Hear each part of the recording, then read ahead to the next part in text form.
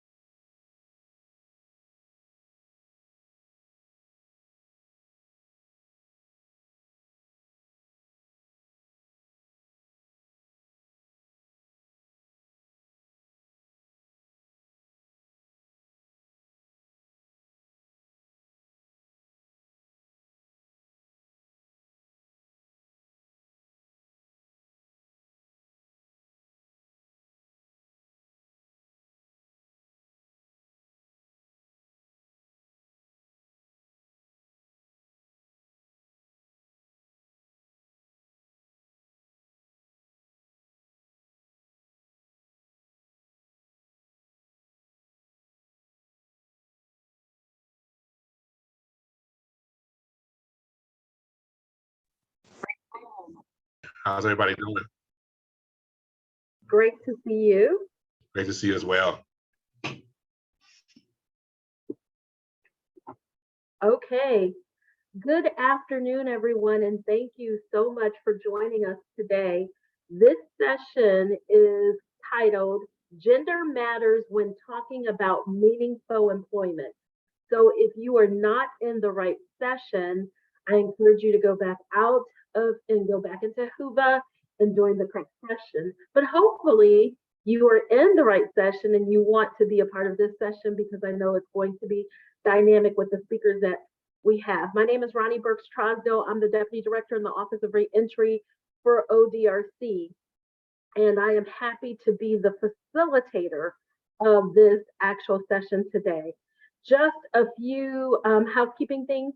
You may put your questions in the chat. If you put them in the Whova chat, our IT person, Sarah, is going to make sure she puts them in the chat for Zoom for us to see.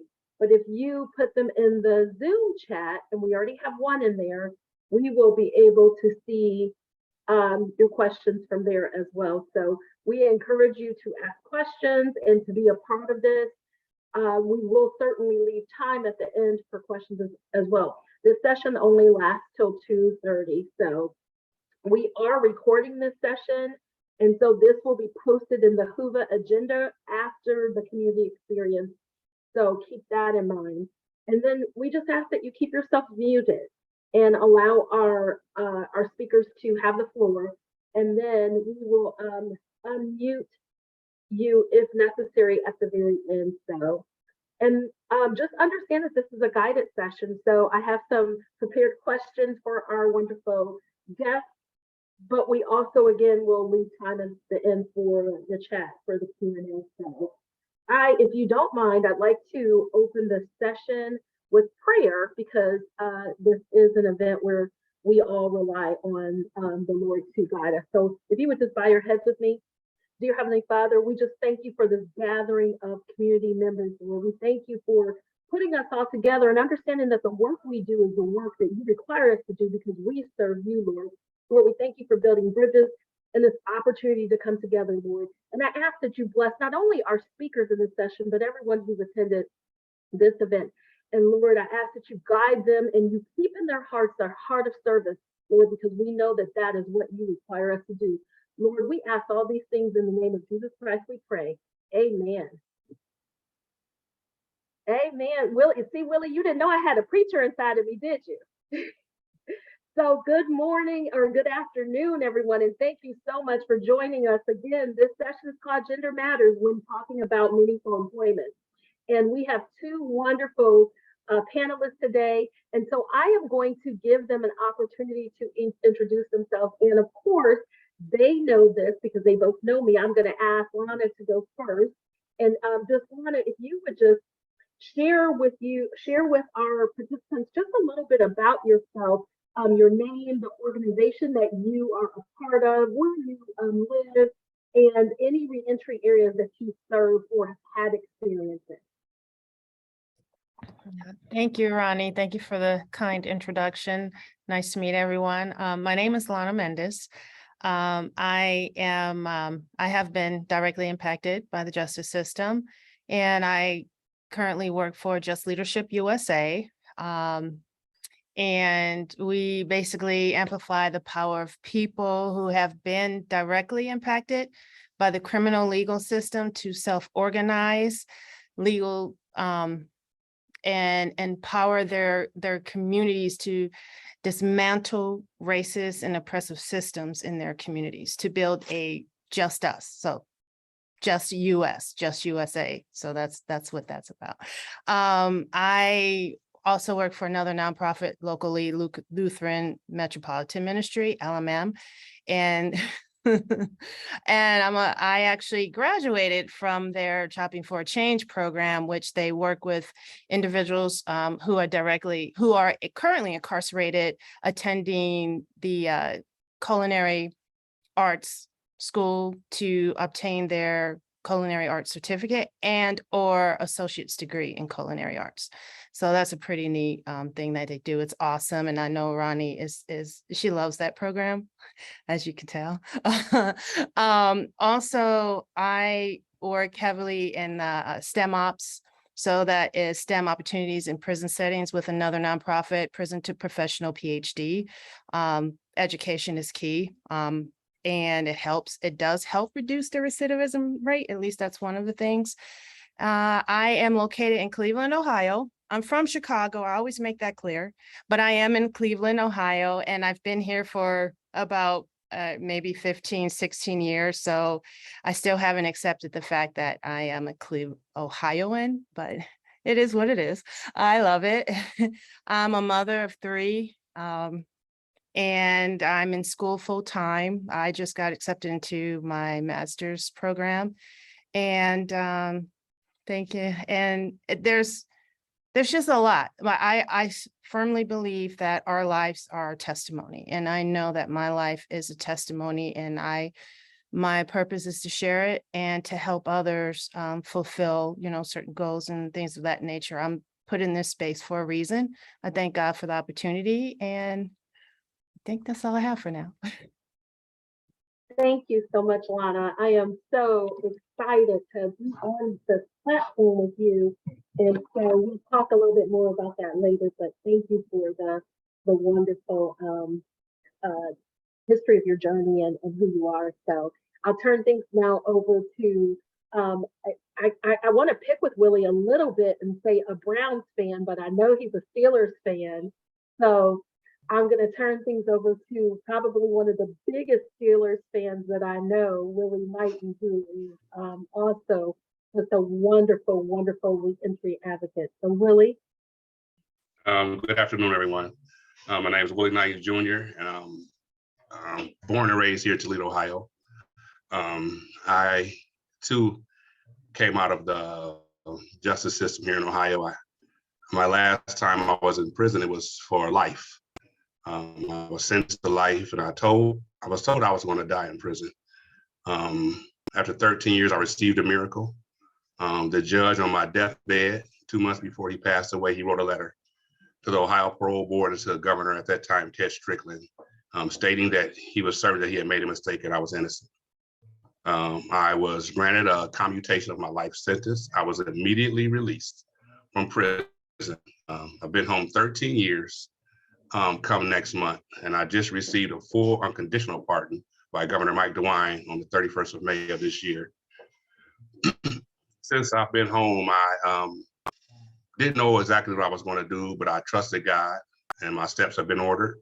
So I went right back in the same prisons I once lived in, working with the Ridge Project, facilitating responsible fatherhood, healthy marriage, and workforce development. I then went on and obtained a CDCA and started working in behavioral health because I realized that a lot of the men I was dealing with had undiagnosed and untreated substance use disorder and more mental health than anything. I currently work at Goodwill, where I'm considered a navigator for the reentry piece. I sit on the board of directors for the Reentry Coalition of Northwest Ohio.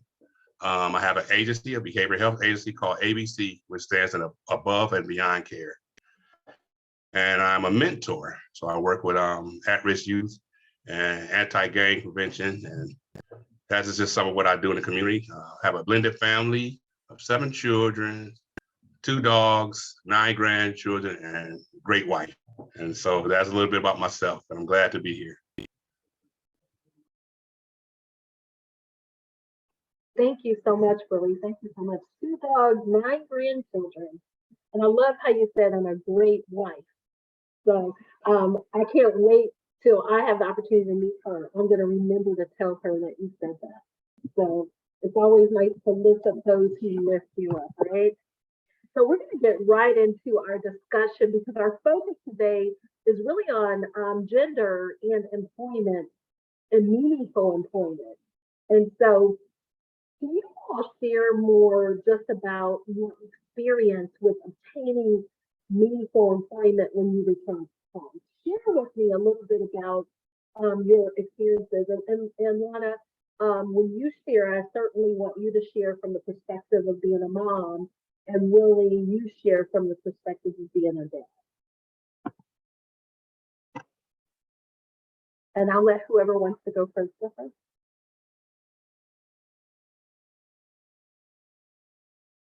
Now, you all know I'm a former warden. I'll call on you too. I went first last time, Willie. Okay. All right. So coming out of incarceration with the stigma that I had still on my jacket. So although I was released, I was still a convicted murderer. So when I went up try for jobs, that came up there. And so I had to really find empathy. And so I shared my story and I explained to them what I went through and what I have to offer. And I was given a chance. And ever since then, I still go and I tell my story. And all I need is to get a foot in the door. And coming out of prison, I had lost 13 years of being in my children's life. So I wanted to spend time with them. At the same time, as a man, I had responsibility and I had to work. My first job, honestly, was with a childhood friend who, while I was away in prison, started a construction business when he was released from prison. So he gave me a job. I was released on Tuesday. Thanksgiving was Thursday, and Friday morning I was at work. And excuse me, I haven't looked back. And as a father, I just knew that I had responsibility. Child support was still there. I had a child support rearage of 13 years. And when I received my first income tax check, they received it.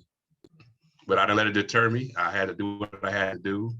And I just continued to work. And every chance I got, I told people, I got in front of my sentence and let them know who I was and not what it looked like on paper. And I've been fortunate ever since. It's hard, but I encourage all the men and women I come in contact with that if you want to work, there's a job with your name on it. Willie, can I just ask you to just expand upon a little piece of what you said? So here you are convicted of a life sentence in prison, and the judge in your case was on his deathbed and wrote a letter indicating that he made a mistake. Correct. And this was, and I agree with you, this was a godly intervention, that he made a mistake and that you did not deserve to be incarcerated. Even with that, and you being innocent, you still struggled with getting employment? Absolutely. And it wasn't the fault of the employer. They had to do their due diligence. And if they see this in front of them, this man has been convicted of murder. He hasn't been exonerated. It's here. And then they always have someone else to answer to. The HR always does. So I was hired in through a staffing agency at one of the local parks providers for Chrysler. They would not hire me in. I could bring other people that had came out with felonies and say, hey man, they hiring out here, and get them in, they'd be hired in within 90 days. They would not hire me in. It took almost 2 years that they came and asked for a hair follicle. And the same week they asked for the hair follicle, I gave them a 2-week resignation to go to the Ridge Project. So even with that, I still struggle. But now, it's been so long and I've been almost fully exonerated. I'm okay now. So now I know how to go and tackle those barriers for those that come behind me. And I think we have to recognize that even with the judge saying that you're innocent, it did not exonerate you. But you still persevered. And so thank you, Willie. Lana?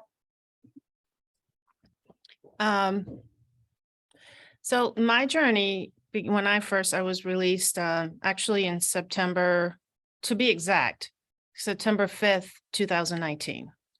And I served almost 4 years, and it was difficult. As a mother, my 3 children, now 25, almost 19 and 17, those were very important years for them. And my eldest daughter was, she just graduated high school and she was on her way to college, and I never came back home. So it was hard. I was very close with my children. I dropped them off at school thinking I was coming home, and they didn't see me until almost 4 years later. So it was difficult. So coming out, finding a job was just as difficult because my charge was theft. And it's crazy because I worked in a white collar industry most of my life, stocks, bonds, all that brokerage, and no one wanted to hire me. Like in the past, I never had a job, never had a problem finding a job. I'll go fingerprint, FBI background checks, everything great. I made this horrible choice in life and I was guilty. And these were my consequences in trying to find a job. I couldn't even get a job at Home Depot. I applied at Home Depot and they said, you're overqualified. And I'm like, please just give me an opportunity. But my fear was explaining to them my background, because there's such a stigma. There are so many collateral consequences of, these hardships because of, having, like, I was that person who thought that I had criminal or ex-felon written on my forehead. So it was difficult. But when I got out, like Willie, I hit the ground running.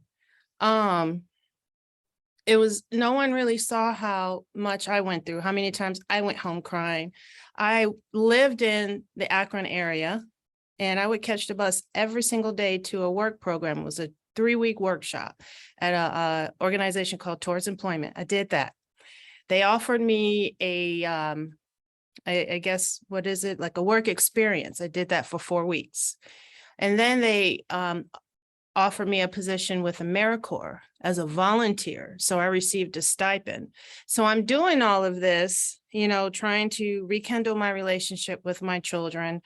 And that's the only reason why I moved to Akron, because my ex-husband and my children were there, and I just wanted to be as close as possible to them.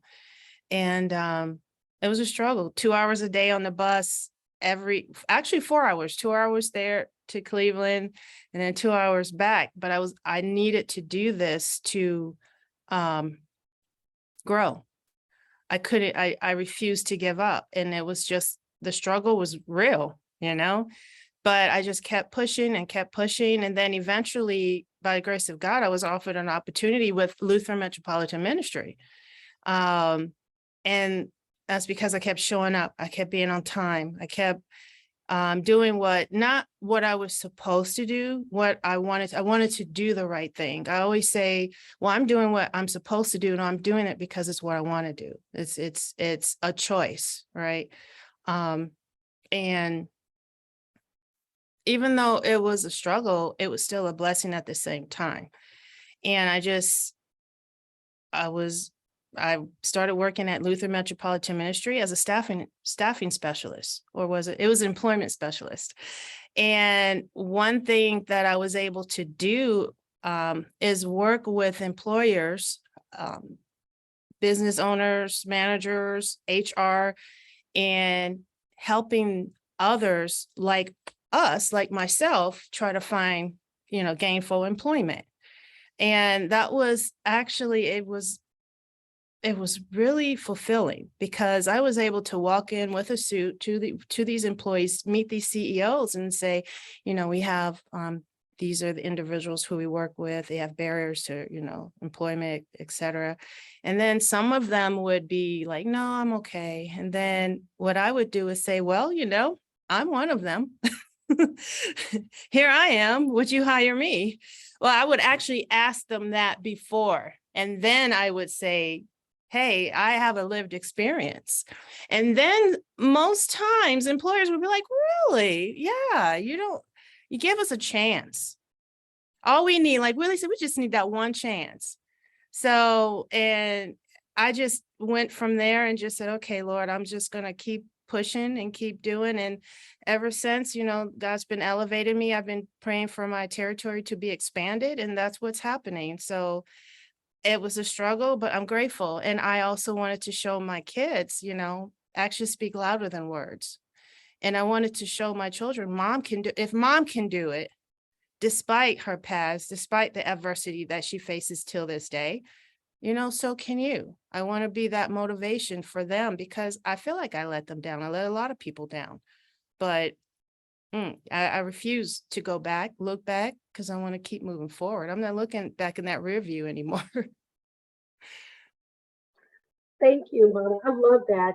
You know, and there's a couple of things that you said that really stuck out to me. And I'm so glad that you clarified to everybody about getting on the bus, because I knew you were going 2 hours to Cleveland every day and 2 hours home on the bus, but I don't think other folks knew that. And that just shows you your determination and your perseverance, and how much you wanted a different opportunity, a better opportunity for yourself. You were willing to do what it takes. And so that's so important.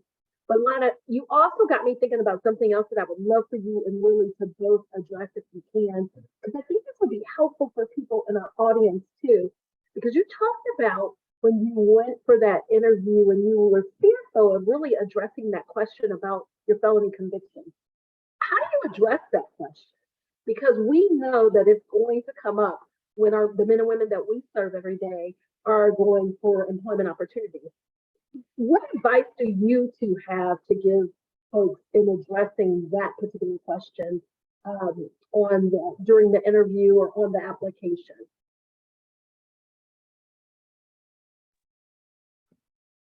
Well, okay.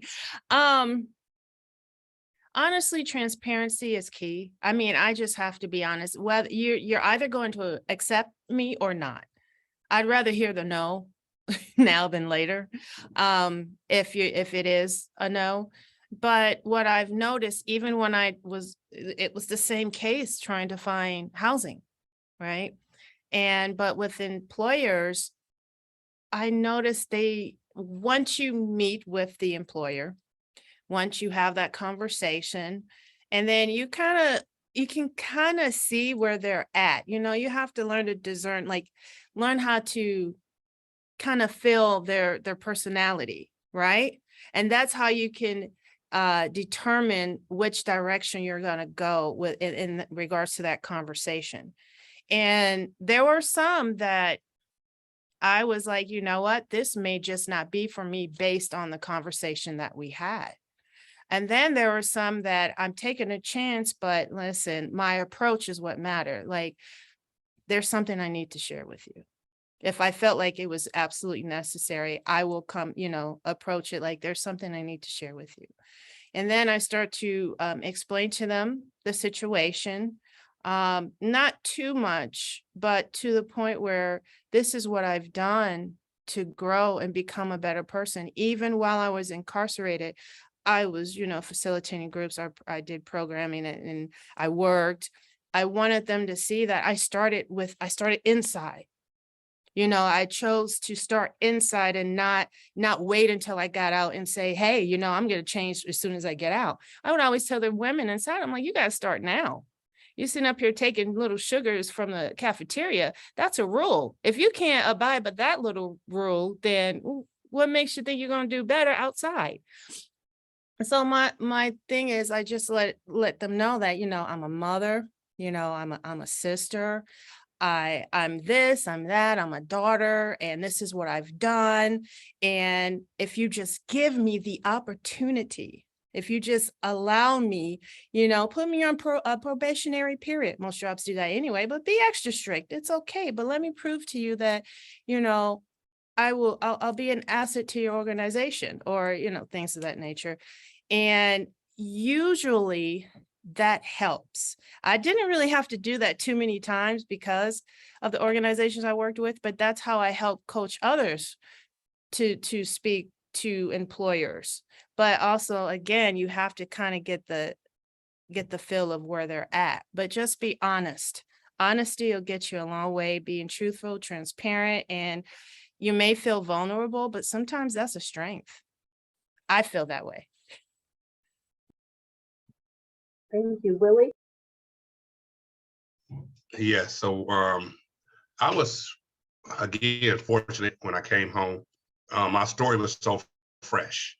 So when I walked into the staffing agency and I had a chance to say, I said, I was just on the news a few days ago. You look familiar. So that worked in my favor. And I'd also shared a little bit about the prison experience. I said, there's a stigma that we in prison are lazy. I said, would you believe it or not? I said, we have real live businesses inside prison where we work. I said, for instance, I made the sticker that's on your car out there. I used my experience in the validation shop. And the lady was just so cool. And to this day, we're still good friends. She has retired since then, but she gave me a chance. And so what I tell the clients that I work with now is CHC. Something that was just brought up a couple years ago. CHC. COVID helped the con. So now because of COVID, it helped and it worked in our favor. We don't have to do a lot of, soliciting to get a job now. They're calling for us. Up here in Northwest Ohio, we can get jobs. We can just throw jobs. And now we're trying to throw careers. So I first asked them, do you believe in yourself? Do you believe that you are the exception to the rule? Yeah, anybody go back to prison to be anybody but me. But if you believe in yourself, then own your story. When you go in here, tell them about your story. Tell them about yourself and what you can offer them. We also have a letter of what's that called? Where it shares the letter of explanation. I heard somebody say it today. Letter of explanation, where we help them so they can tell about their conviction and their time in prison and why it would benefit the employer to hire someone who is considered high risk. So there's a lot of different tricks out here that works. But then again, like I say, COVID, it helped the con so much that there is so much employment out here now. So there's no excuses. I had a gentleman today and he gets SSDI. And I said, but you're a carpenter. I said, I don't know of too many undercover carpenters, man. And I said, I could possibly help you get into a trade. And he lit up. So we're going to take it day by day and step by step to, get him out here and reacclimate himself for me. I really appreciate what you said, really, because I never thought about it that way, about using your experience. And a lot of you said it too, that you had experience as a benefit to you. And I love how you say, I made that sticker on your car. Mm-hmm. Because you made the that license really, plates too. yes, that really quantifies it. So I think that's perfect. And I appreciate you saying that. I'm going to certainly encourage people to use that too. So let me ask you all this. Can you describe any additional challenges that you've had being a mom, Alana, going into employment, or being a dad when it comes to meaningful employment and trying to work in the field? And this is in addition to the challenges you already had as a person that has had lived experience. So what challenges as a parent have you had with meaningful? No, this to be quick. I believe mothers have way more barriers and issues than fathers, especially me. Coming home, my children were going on 17 years old, and also neither of my kids were in my house. I was young and wild, so I had what they call ghetto twins. 2 kids, maybe 5-6 months apart. So, so I would get my teenagers on the weekends. And if I had to work weekends, hey, I make it up to you. So, and I came home in November, so they were still in school. So I had to work around their schedule now. They had to get back to knowing me. And so it was easier for me with employment than it probably was for Lana, definitely.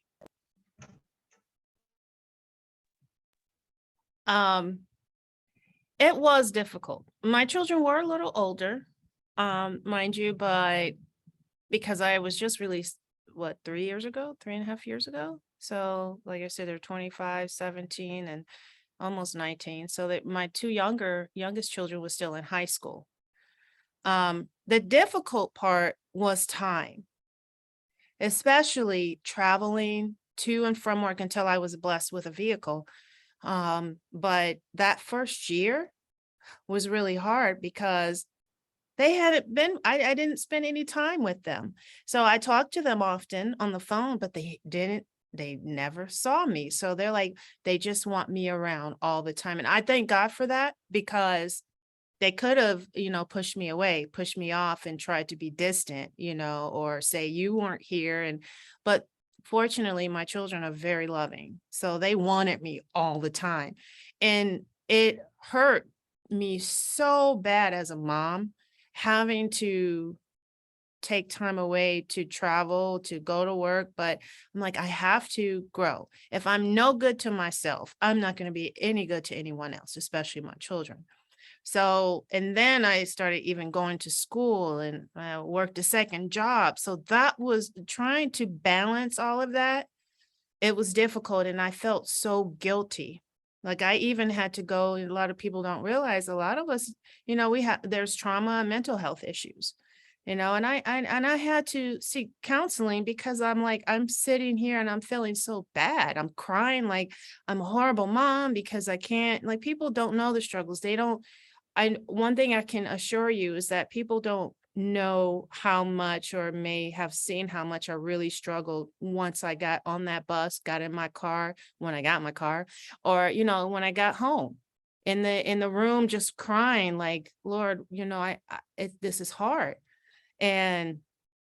But having a great relationship with my children and being able to explain to them, and the fortunate part, they were a little older, it was a little easier.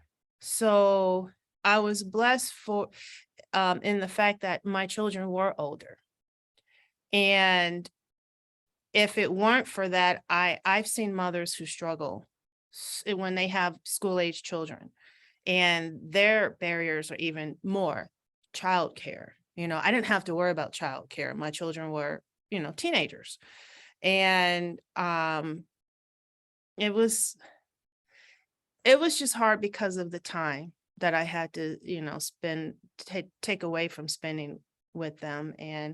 But now they understand, but it still hurts because I still, I had to learn to forgive myself, and it's still a process. It takes a long time for us to heal, if we ever heal, but it's still a process, and I trust God in that process. But even today, it's hard for me to say no to my children because I feel, in a sense, guilty. Then I have to realize, I think that one might be taking advantage of it because they know and they're old enough and they're slick. They're like, in my mind, I create these little stories in my mind sometimes, but they could be doing that because some people are like, they're just taking because they know you feel bad and they know you're going to say yes. So I'm starting to learn that, no is a full sentence. But it was difficult, but I have to say I was blessed to, it wasn't as difficult as some moms have it. Some moms have it very, very bad. So. And that's tough for even moms who don't have lived experience. But I noticed that there's a few things that you said and really acknowledge that your experience may and would have been different than his. But I heard you say, I felt guilty. And I know moms that feel guilty that have to work or have to be away, especially with the travel. And I know that you travel quite a bit for Just Leadership and some of your roles within that too. So that is interesting. That to see the difference between Lily's experience and your experience. We both have older children, but you're still experiencing that guilt. Recently, we hired within our agency a young man who was doing some contract work for us, who had lived experience, and he was able to secure a position with another state agency. And his position required him to drive about an hour's work, which he did when he was with our agency as well. But it was third shift, but it was a supervisor position with a state agency. And now his children, who he had been away from 7 years now, have health insurance, which they didn't have because mom's job did not have that. And he shared with us the hard part about being away from his children. They're still pretty young. They're still in elementary school. But they say to him all the time, it's like you're in prison again because you're never here. He works Sunday through Friday. No, he works Tuesday through Sunday, or I can't get it right. I can't think right now. He's off Sunday and Monday. That's what I'm trying to say. Willie, come on, help me out. But and he's working third shift. So he sees them shortly when they come home from school, but then he's taking a nap to get ready to, go to work and leave his home by 8 p.m. So he's not there when they go to bed. And he is there sometimes in the morning when they get up or when they're headed off to school. But they said to him, it's like he's being in prison again, and it hurt him. And it was difficult. And he recently made the decision to leave the position because he did not want to lose his family. His wife had the same sentiment. So those are tough. Those are tough for parents, and we appreciate you sharing that experience. So let's talk. We have a question in the chat, and I'm going to get to that. Before we get to that question, I want to start with this question because I think they really connect. Tell us a little bit about what you're doing in your own community to expand meaningful employment opportunities, because you both are working hard in that area. So share that with us.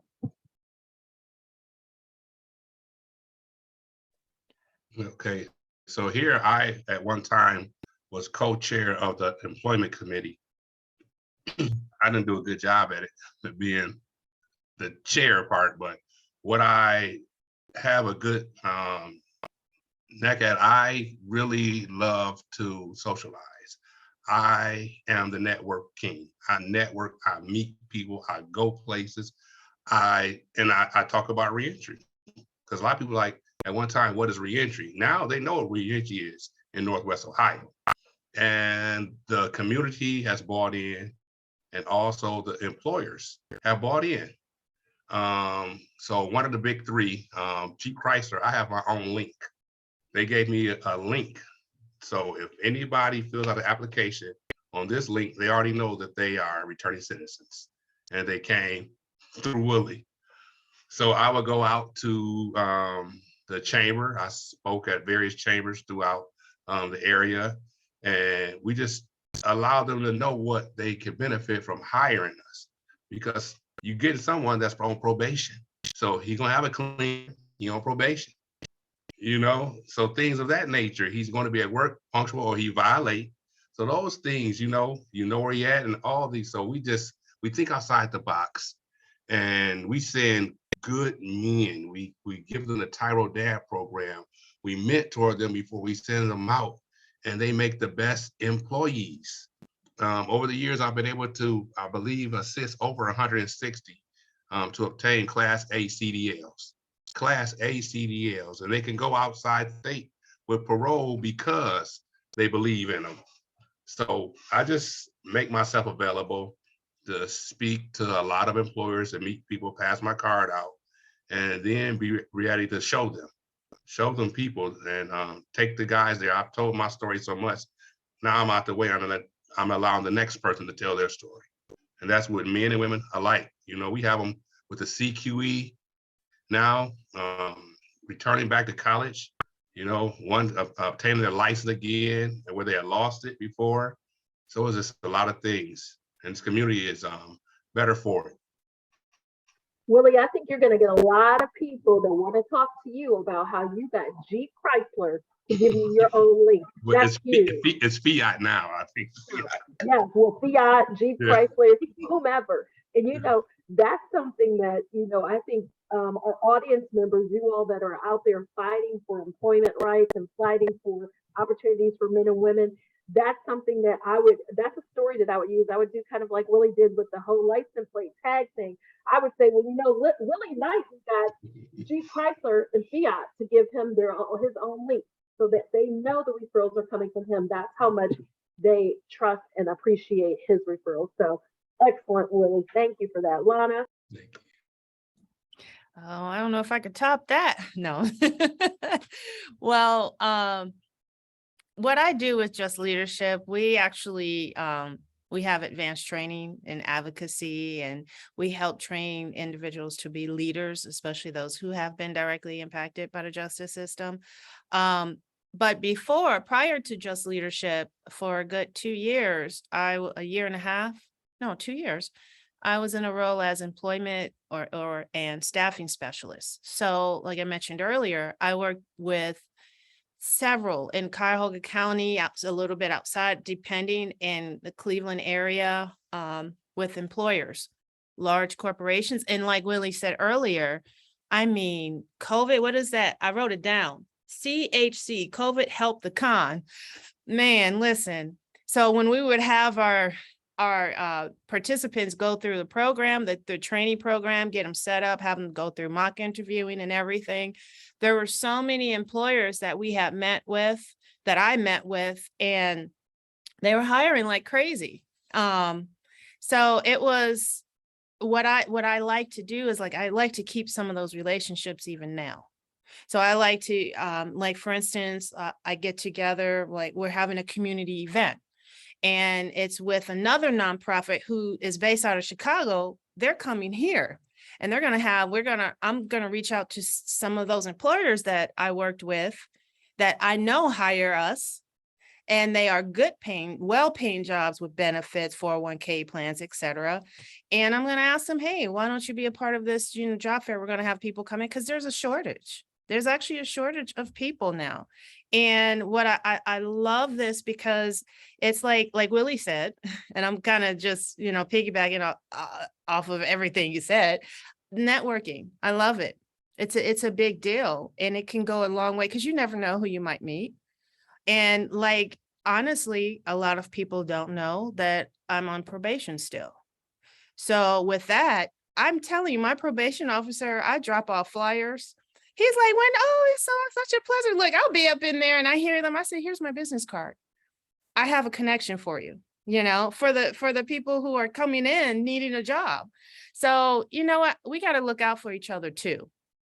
And I really feel like, a lot of people are so terrified to share their lived experience or to even allow someone else to let someone else know. But there's power in community and in our voice, and I want to help.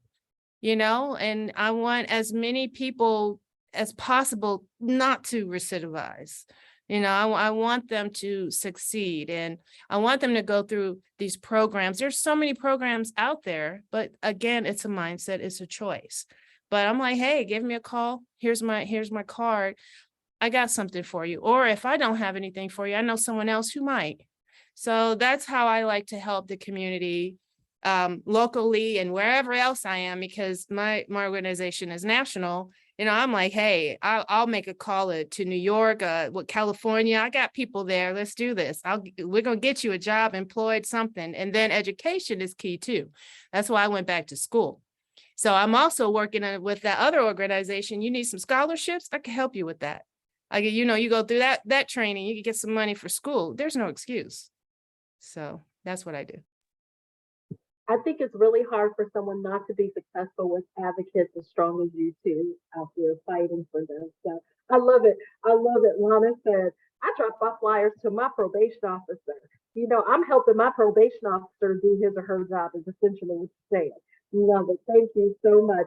So there is a question in the chat from Melina Hyde, and it says, what can community providers put more emphasis on as far as services and resources for returning neighbors when it comes to bridging that gap? So what can community providers put more emphasis on as far as services and resources for returning neighbors when it comes to bridging that gap or the gap?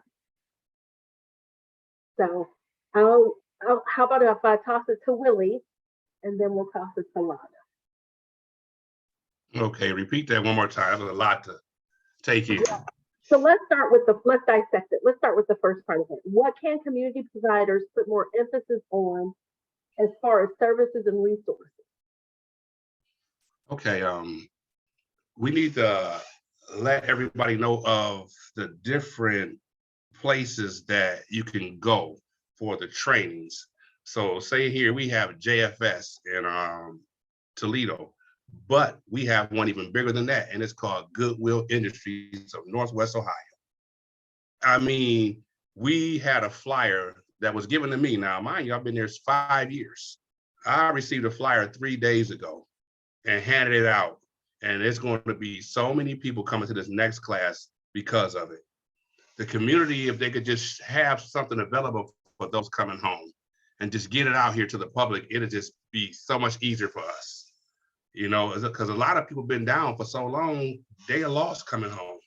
They don't know what's available. And the probation department, they should have stacks of literature and paroles, stacks of literature and cards in there for when we come back out here that we will know how to navigate this. So that's one thing that would definitely help.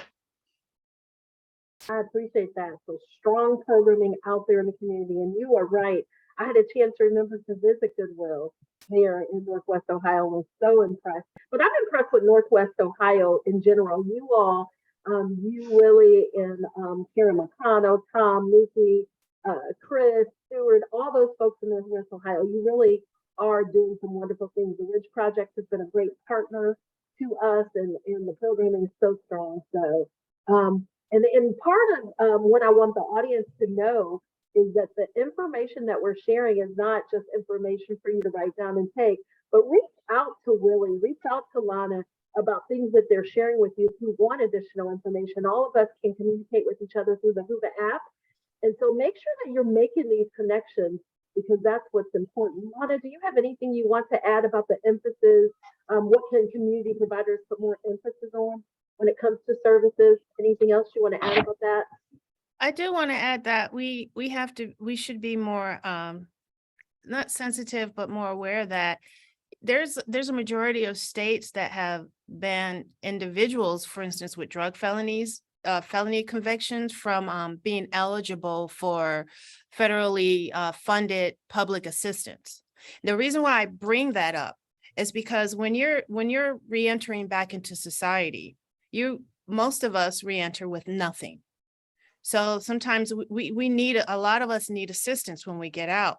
And when you have all these different areas of, resources that are blocked for us to try to reenter or reacclimate back into society, that's just another barrier that's shutting us down. And that's why people end up recidivizing, because they don't have any help. They don't have access to these resources. And then another key component is the trauma and mental health issues that we need to deal with, because I've worked with several individuals who they want a job, but they're not psychologically, mentally able or ready, because they still have this trauma from being incarcerated. So they need to deal with that, because sometimes you got to get to the root of the problem. So I feel like the community providers it would be nice or great if they can help implement, or at least provide more of these services to those who need it, to help them grow, because it's a process. You don't want to just get, released from prison and throw them at any type of job. You want them to gain, successful employment. And again, it's a process, but there's so many other things that we have to look at and help in order to help them grow into being, successful. You can't just stick them somewhere and expect them to be okay, because they'll be somewhere where they don't even want to work. And they'll just quit. And then, I don't have to deal with this. Or even with probation, they said returning citizens who are assigned the least intensive levels of supervision also have the highest employment rates. So there's just a lot to consider. And I'm sorry I bring all this up, but there's so much that we need to look at. It's not just finding a job. There's so many other, things that we need to really look at and take and help our community and our returning citizens. And it's interesting that you say that, because before I make my comment, let me say this to our audience members. If you have questions, put them in the chat. I'm going to also give you a chance to unmute, and we'll certainly take those questions, because we only have about 12 minutes left. But it's so interesting that Lana said what she said, because and really, because it is important that we have opportunities and programs out there. And employers play a role in this too. Really, I really appreciate that you gave us that analogy, CHC, because I have said that COVID, one of the greatest things COVID did was open up opportunities for men and women who are impacted by our system to have jobs, because the whole world is hiring and people need people. And I have gotten more calls from companies that wouldn't hire our men and women. They're calling me now asking me if we have a group of women. And one guy said, hey, I'll even take people who are currently incarcerated. If you all can drop them off, I'll bring them back. I mean, that's where we are in this world. And so while the pandemic, so many horrible things happened from the pandemic, that was something positive for the people that we serve every single day. And Lana, I think about a company out of Cincinnati, Nehemiah Industries, Nehemiah Manufacturing Company. And Nehemiah, yeah, you're right, they just need the gate pass. Nehemiah not only is a second chance company, but they really truly what I call a fair chance company. But they've created these different programs to help assist men and women who are struggling. Even Mansfield Engineering recognized that the services that they were providing for men and women who are impacted by our system are also services that just their general civilian employees really need. There are a lot of people out there struggling and need help, and they don't necessarily have lived experience too. So that is also very important. I want to read to you all the comments that Sean Stover put in the chat in case you can't see it, but it says, you all are an inspiration. I appreciate how you humbly work towards your goals and achieved with determination and super work ethic. We can learn a lot from your journey. And I agree with Sean. Sean is actually in Athens, Ohio. He's one of our reentry partners, a strong partner in Athens, Ohio, and a true voice for men and women who have been impacted by the criminal justice system. So, Sean, we do appreciate your comments. So are there any other questions out there? Do folks have questions for Lana and Willie? Because, I'll keep going if you don't. So please put them in the chat, or if they're able to unmute, I am certainly fine with you unmuting if you'd like to jump in. So I'll give you that second. So If not, I'm going to keep going. I have another question for Lana and Willie about a little more specific to gender. And were there, what are some barriers to when it comes to gender and meaningful employment for returning men and women? And let me say this, I remember when I was the ward head ORW, and people would say, and I would say, we need a CDL program here. People would say, well, the women don't need a CDL program.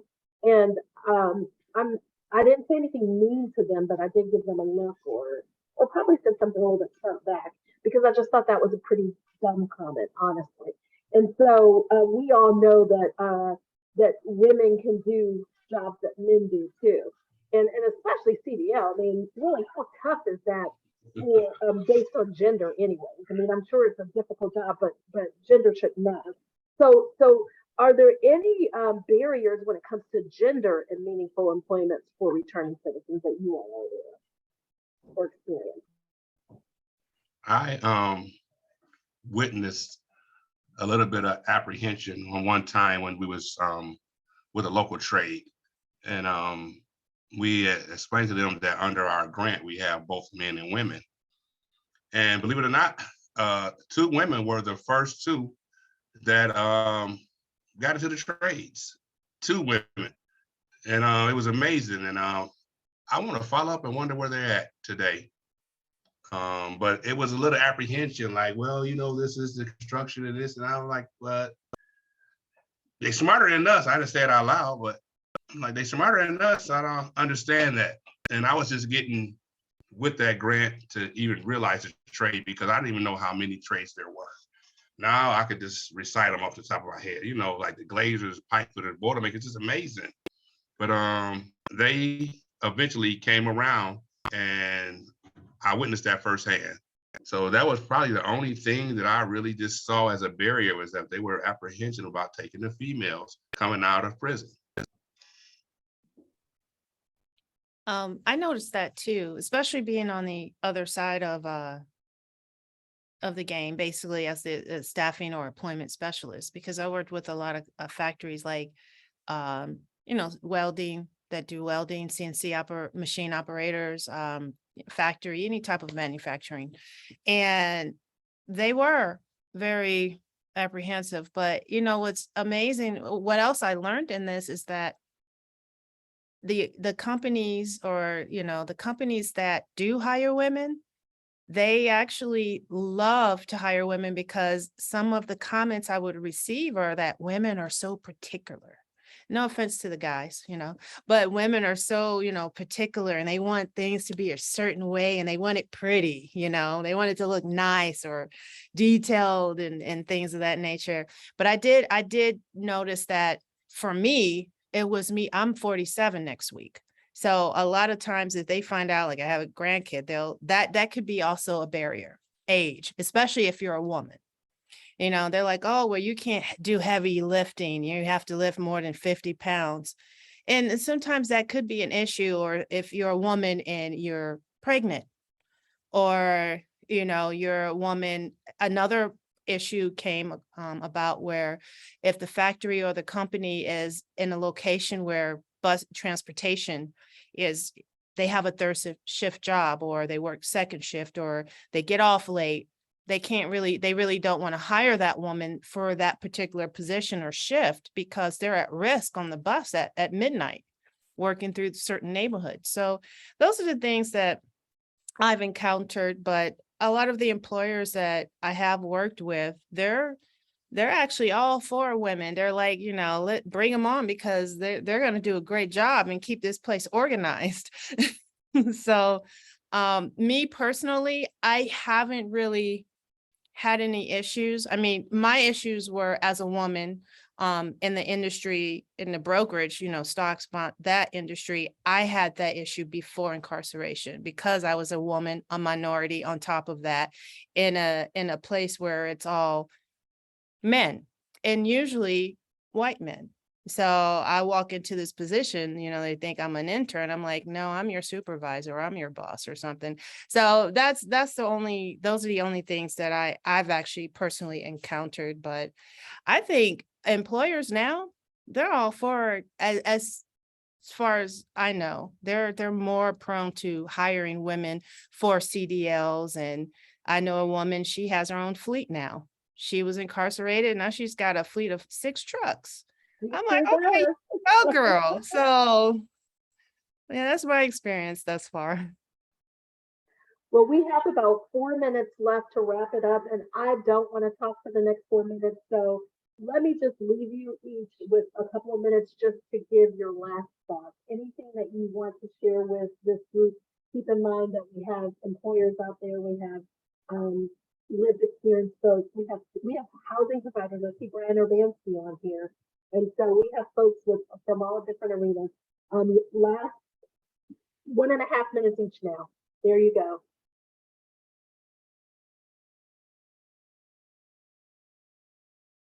I'm just grateful to be in the position I'm in. It's so awesome just to meet new people daily. As I was sitting here before I logged on, I was speaking with the lady here, and she was telling me about all the opportunities that they have with CareSource. Just blew my mind that fast. I received a email about another opportunity for the population that we serve. I tell everybody that I am the closest thing to a client. I never forget that. I still eat Roman noodle soups. I love them. So I'm always just thinking about ways just to help someone not reoffend, help someone to start living and not just existing, to give the father the opportunity to accept his responsibilities and thrive in it. We're not getting any younger, for sure. And it's a city that it's a whole state that's just in dire need of help. But if we can all just knock the silos down, get in a big circle and tie hands, we could be so much stronger. And this is what I'm seeing firsthand daily. I'm seeing this with ODRC and all the service providers.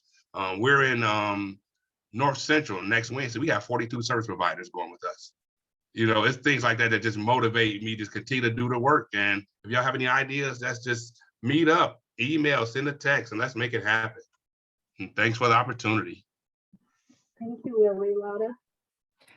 Real quick, I just want to say to those who are re-entering back into society, stay strong, keep your head up, trust God, trust the process. Know that we are all here for you. There is help everywhere you go. Just reach out. And even if we don't know, even if we can't help you personally, we have plenty of people we can send you to. We have resources. And again, we're here for you. Don't give up. To those who hire us, to those who the community, the employers, sometimes we just need that opportunity, that chance to show that, we want this. We want to grow. We want an opportunity to grow within your organization, within your company. But all we need, some of us just need that one chance, that one yes, that okay to just say, just help. Just give us that opportunity. That's all. That one yes can change somebody's life. Well, thank you so much, Lana. Thank you, Willie, for your insight, for sharing your lived experience and your journey with us. And I agree with you that one yes can really help and go a long way. So I just want to thank everyone for attending and just say God bless you. And I look forward to the collaborations that come from this experience right here. Have a great day, everyone. Thank you.